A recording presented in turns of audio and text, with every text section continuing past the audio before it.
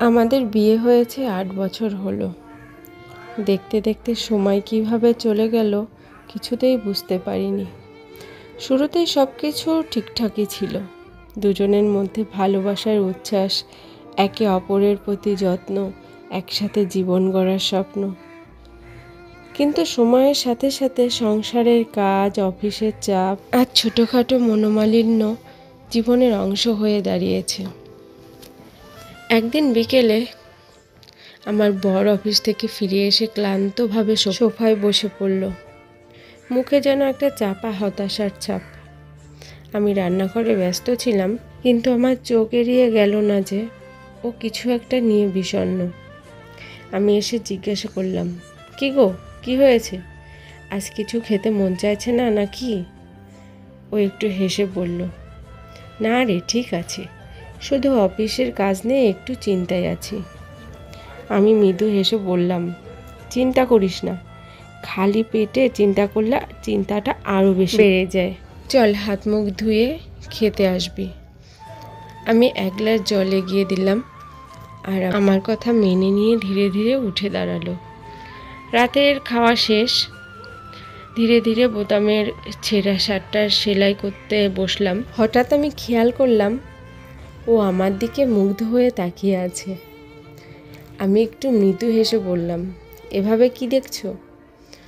আমার বর একটু মুচকি হেসে বলল, কিছু না, শুধু ভাবছিলাম আমাদের সংসারটা কেমন ধীরে ধীরে গড়ে উঠেছে।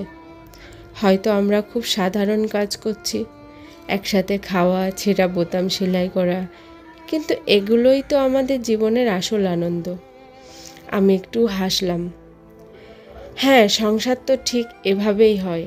রোজ রোজ ছোট ছোট ভুলগুলো মেনে নেওয়া, একে অপরের পছন্দের কিছু না হলেও তা করার চেষ্টা করা।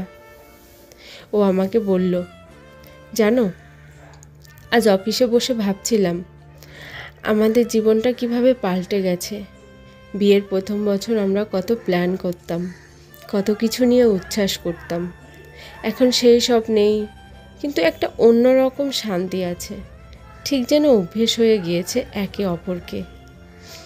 আমি কিছুক্ষণ চুপ থেকে বললাম, হ্যাঁ, অভ্যেস, কিন্তু শুধু অভ্যেস নয়, এটা মানিয়ে নেওয়া, ভালোবাসা আর একে অপরের প্রতি সম্মান। সংসার মানে তো শুধু প্রেম নয়, বরং একসাথে থাকা, একসাথে বেড়ে ওঠা। ও একটু নরম হয়ে বলল, তাই তো। হয়তো আমরা আজও অনেক কিছুতে সফল হইনি, কিন্তু আমরা একসাথে আছি, এটাই বড় কথা। আমি আবারও মুচকি হেসে বললাম, তাহলে চল, কাল নীল রঙের পাঞ্জাবিটা পরে অফিসে যাবি, আমি তোর জন্য বের করে রাখব। আমার বর একটু অবাক হয়ে বলল, নীল পাঞ্জাবি? কিন্তু তুমি তো জানো আমি নীল রং পছন্দ করি না। আমি মৃদু হেসে বললাম, তোমার পছন্দ আমি জানি, কিন্তু মাঝে মাঝে নিজের অপছন্দর জিনিসও করতে হয়, এই তো সংসার।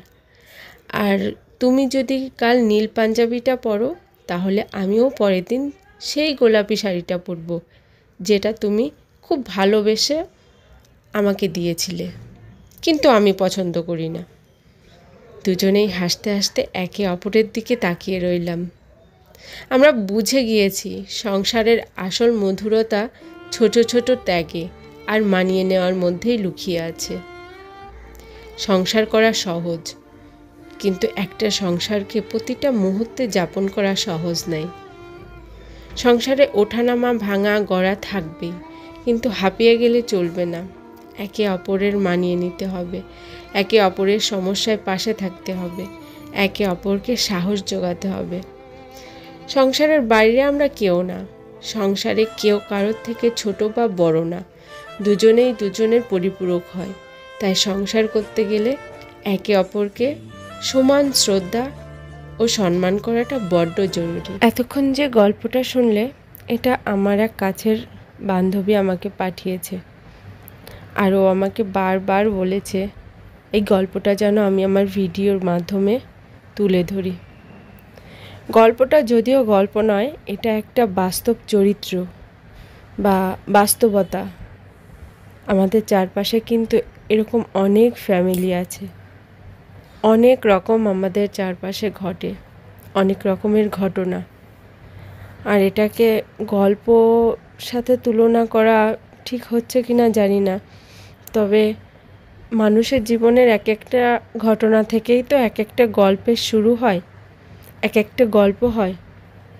সেই তুলনায় বলতে গেলে এটা একটা গল্প, তবে বাস্তবের সাথে এটার কিন্তু যথেষ্ট মিল রয়েছে।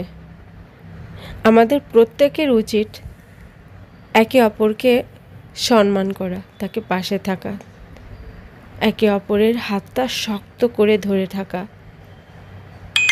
যাতে কোনো বিপদই তাদেরকে ছুঁতে না পারে বা আমাদেরকে ছুঁতে না পারে। আমাদের বাস্তব জীবনটা এরকম যে কারোর কিছু হলে পাশে থাকা তো দূরের কথা, হাতে হাত রেখে শক্ত করে হাতটা ধরে থাকা তো দূরের কথা, বরঞ্চ আরও সেই দুর্বলতার জায়গাটাকেই আমরা বারবার প্রতিনিয়ত আঘাত করতে থাকি, যাতে করে সেই পাশের মানুষটা বা পাশের লোকটা একেবারে দুমড়ে মুচড়ে নিঃশেষ হয়ে যায়। আর এই তার অসময়ের সময়টাকেই যেন আমরা কাজে লাগিয়ে ফেলি আমাদের বড় স্বার্থ হাসিল করার উদ্দেশ্যে। এটাই আমাদের সমাজ, আর বাস্তবতাটাও কিন্তু এখানেই। মানুষ নিজেকে ছাড়া কিছুই চায় না, কিছুই ভাবে না। নিজের স্বার্থটুকু যেখানে আছে সেখানে সবাই আছে। স্বার্থ ফুরলেই দেখবে তোমার পাশে তোমার সব থেকে যে কাছের লোকটা, সেই কখন হাত ছেড়ে চলে গেছে তুমি তা বুঝতেও পারবে না। এটাই হচ্ছে আমাদের বাস্তব জীবনের চরম উদাহরণ। বা তোমার কাছে যখন তোমার ভালো সময়টা থাকবে, তোমার কাছে তোমার সব কিছু থাকবে, তখন আমাদের চারপাশের আশেপাশের মানুষের, বন্ধু বান্ধবের কিন্তু অভাব হবে না, যাকে তুমি কখনো ভাবতেও পারবে না তোমার জীবনে সেই এন্ট্রি করে নেবে, তোমাকে তোমার থেকেও বেশি ভালোবাসবে। আর যখন সেই সময়টাই অসময়ে পরিণত হবে, তখন তার বেরিয়ে আসবে আসল রূপটা। স্বার্থর দুনিয়ায় মানুষ স্বার্থ ছাড়া সত্যি কিছু বোঝে না। যেখানে নিঃস্বার্থ ভালোবাসা নেই, সেখানে মনে হয় না যে সম্পর্ক টিকে থাকতে পারে বা টিকিয়ে রাখতে হয়, এটা আমার মনে হয় না। তো বন্ধুরা, কেমন লাগলো আজকের ভিডিওটা অবশ্যই